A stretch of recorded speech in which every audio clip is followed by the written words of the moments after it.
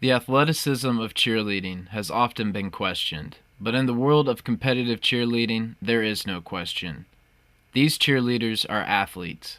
Their objective is to provide the audience with 2 minutes and 30 seconds of sheer flawless entertainment. They must compete through injuries and devote an immense amount of time to their routine. This sport combines strength, motivation, and business into one lifestyle. And for competitive cheerleaders, that's the only way to live.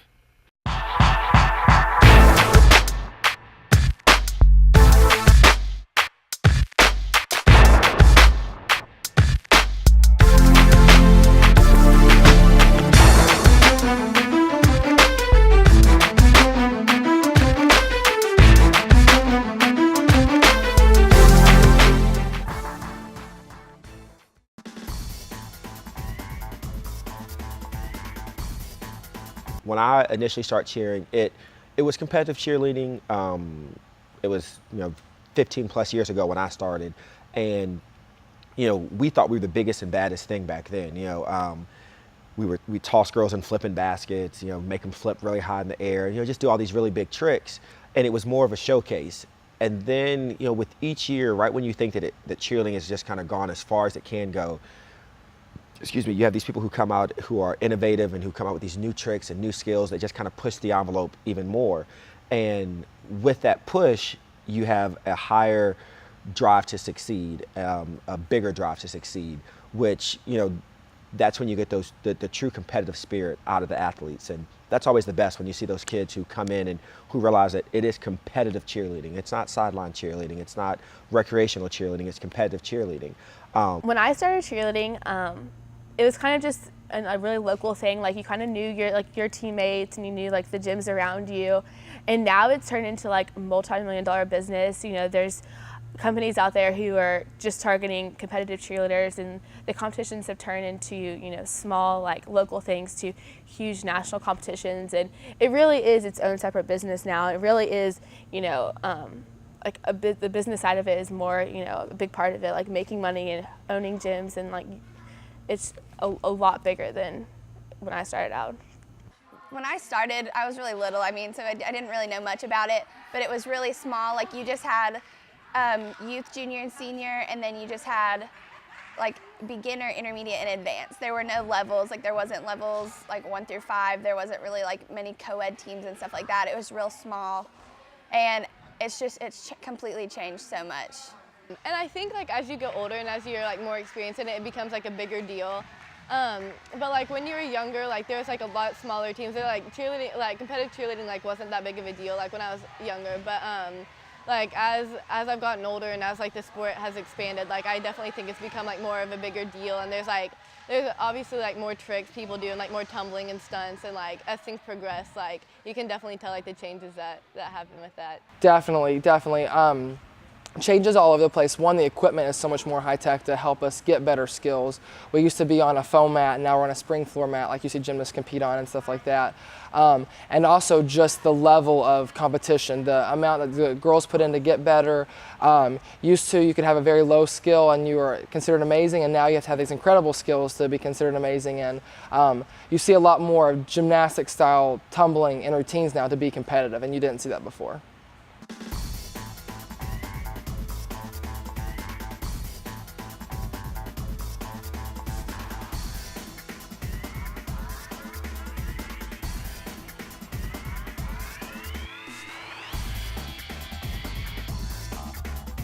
Typical injuries are ankle sprains. That would probably be the most. Landing wrong, being let down too rough, tumbling runs in which they land the wrong direction. So I'd say ankle sprains would be the number one. Second thing that you would see would be wrist sprains or wrist contusions. That's when they tumble, that they impact wrong, that they'll have some wrist pain. So basically I would say ankle and wrist pain would be the number 1 and 2 most common injuries in competitive and non-competitive cheerleading athletes.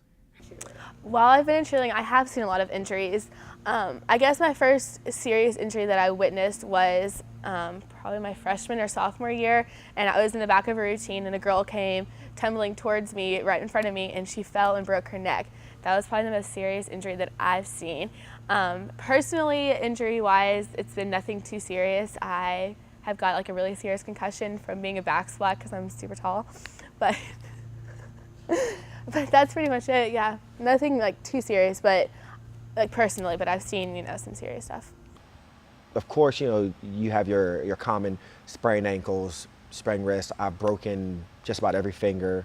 You know, just by doing a flip and putting my hands on the ground the wrong way and, you know, snapping fingers off to the side. And that's one of those things where, you know, I was in warm-ups one time and snapped my finger and, you know, just taped it up really tight because you have to go out there and perform.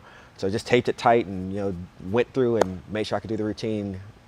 First, it was when I was like really little. I was on a youth team and I fractured my wrist and went to the doctor and they said that I had a like disease, I guess it would be, I don't know. It's called gymnast wrist, and whenever you tumble, it makes small stress fractures, and if you keep tumbling on it, it can eventually just break all the way through. So I had that, and then there's my ankle, and at one point my knee, it kind of like started growing in the wrong way, and so I had to do like a lot of physical therapy and stuff for that. I've had back problems. My shoulders actually like kind of pop out of socket when I'm stunting. So all this stuff I've had to do physical therapy for. It's not really fun, but. There's different types of grades of ankle sprains. There's 1, 2, and 3. Most of the time they're about a 2. So anytime I see ankle sprains, I'd say on an average they're out about 2 to 3 weeks. And then as far as the wrist is concerned, the impact on the wrist, but basically I would try to get them back pretty quickly. They just would be restricted from tumbling for a while. So again, that's probably about the same time, 2 to 3 weeks.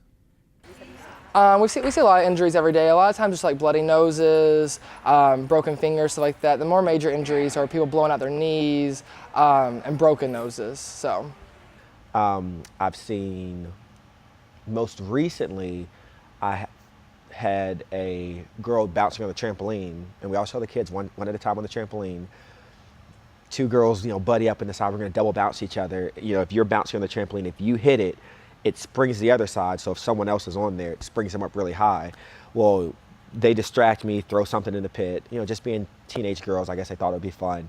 And right as I turn my head, I hear a girl go, "Ow," and I look back, and this girl's holding on to her knee, and she's like, "Levon, something's wrong with my leg." And as I walk over, the girl had double bounced her. The impact, she came down at the wrong time. So hard, it took the knee bone, her shin, and it snapped it in half, stuck it out of her leg, came out of the leg, went through the trampoline, and then back inside of her leg. So when I look, all I see is a little hole about this big. It looked like she just had a scrape on her leg. And as I get closer, I realized that it was a compound fracture. The bone had come out. My first things were just like, I would like twist my ankles and stuff, and I broke my ankle in gymnastics, but I just had a cast in that for like 8 weeks, and then I was back. And in cheerleading, I ruptured a disc in my back, and so that like, I was out for like a month for that, but then I just came back. Then once I started coaching, that's when I saw, I guess, bigger injuries. Of course, I had the injury where I broke my wrist.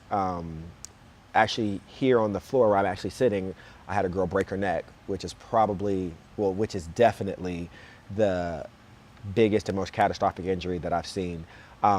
She was doing a flip that she had perfected for many years. She had performed it in the routine over and over again. We were just having a random practice, and she went up and she said it felt like she hit a wall and just kind of stopped flipping and came down head first on the ground.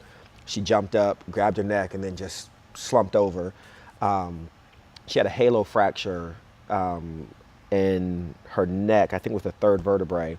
And they actually said because of the halo fracture, that's what, you know, made sure that she wasn't paralyzed.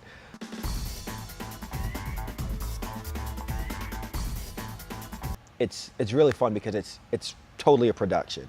You see these girls go out there, these girls and guys, these young athletes, these young kids my daughter doesn't, she's 5 years old, but you see these kids from 4 up until 18 that go out there and they do these huge routines, these massive tricks, these big skills in 2.5 minutes. And because you have that time limit of 2.5 minutes, you try to jam pack as much in that 2.5 minutes as you can. Yeah, I do school cheerleading too, and we have practice every day for that, and then I come to practice here after those practices, so it's a big commitment. It's a good amount of work.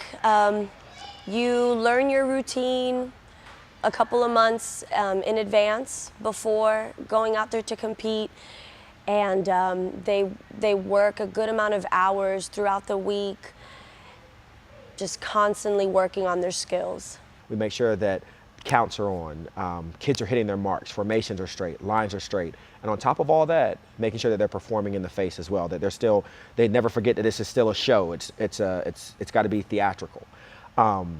Then we go to our first competition normally in late October or early November. And even though we've got the routine ready to go on the floor by that time, it's still not at its peak. We try not to make the kids peak until the height of the competition season, which is normally March. So you got to think we've got these kids from the end of April, beginning of May, all the way until January, February, March, where we need them to peak. So you can't push them too hard too soon, but then you also want to make sure that those kind of first times you get out on the mat, they've still got a show that's ready to go. Yeah, it's a team thing.